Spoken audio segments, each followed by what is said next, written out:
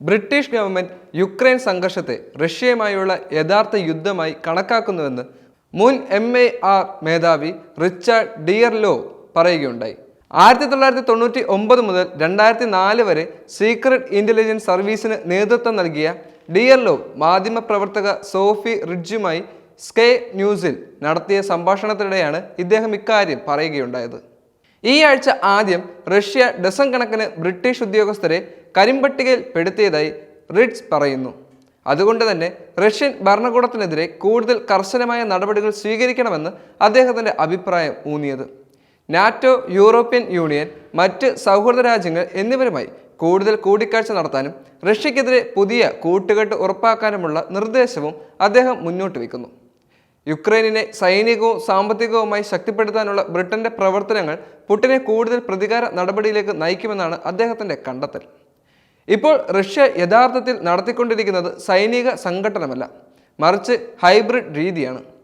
വാസ്തവത്തിൽ റഷ്യയുടെ പുതിയ യുദ്ധരീതിയിൽ ബ്രിട്ടൻ ഉൾപ്പെടെയുള്ള യൂറോപ്യൻ രാജ്യങ്ങൾക്ക് ഭയന്നിരിക്കുകയാണ്. റഷ്യ ഒരു യഥാർത്ഥ സൈനിക സംഘർഷം നടത്തുന്നില്ല, മറിച്ച് ഹൈബ്രിഡ് യുദ്ധം എന്നതാണ് ഇപ്പോഴത്തെ അവസ്ഥയെന്നും അദ്ദേഹം വ്യക്തമാക്കുന്നു. അട്ടിമറിയായി കരുതുന്ന നിരവധി പ്രവർത്തനങ്ങൾ പാശ്ചാത്യ രാജ്യങ്ങൾക്ക് ഭീഷണിയാണെന്നും അദ്ദേഹം പറയുന്നു. 2022 നോർഡ് സ്ട്രീം പൈപ്പ് ലൈൻ ആക്രമണം പാശ്ചാത്യ പങ്കാളിത്തം ആരോപണവിധേയമായ ഒരു സംഭവമാണ്. നോർഡ് സ്ട്രീം ആക്രമണത്തിന് പിന്നിൽ ആരാണെന്ന ചോദ്യത്തിന് ഇപ്പോഴും യഥാർത്ഥ വസ്തുത ലഭ്യമായിട്ടില്ല.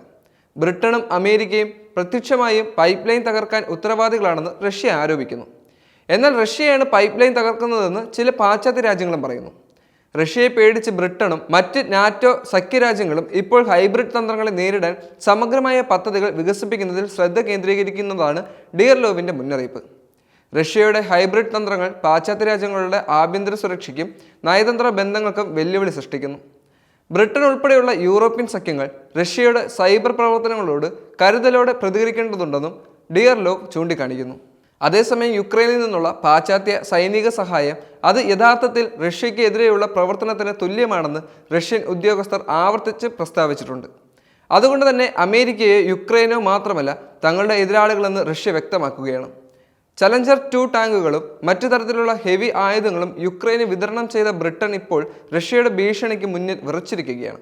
പ്രധാനമന്ത്രി കെയർ സ്റ്റാർമറിന്റെ സർക്കാർ അടുത്തിടെ ആധുനിക Anglo French Storm shadow cruise മിസൈലുകൾ യുക്രൈനിലേക്ക് എത്തിച്ചു എന്നാണ് ബ്ലൂംബെർഗ് പറയുന്നത്. അങ്ങനെയെങ്കിൽ ബ്രിട്ടൻ മാത്രമല്ല ഫ്രാൻസും റഷ്യയുടെ ശത്രുവായി മാറും. റഷ്യൻ മണ്ണിലെ ഇത്തരം ആക്രമണങ്ങൾക്ക് റഷ്യ തിരിച്ചടിക്കുമെന്ന് പുടിൻ മുന്നറിയിപ്പ് നൽകുകയും ചെയ്തു. ഇപ്പോൾ ഇതിന്റെ പശ്ചാത്തലത്തിലാണ് റഷ്യക്കെതിരെ പാശ്ചാത്യ രാജ്യങ്ങൾ ഒറ്റക്കെട്ടായി നിൽക്കുന്നുവെന്ന് റിച്ചാർഡ് ഡിയർലോ അഭിപ്രായപ്പെടുകയാണ്.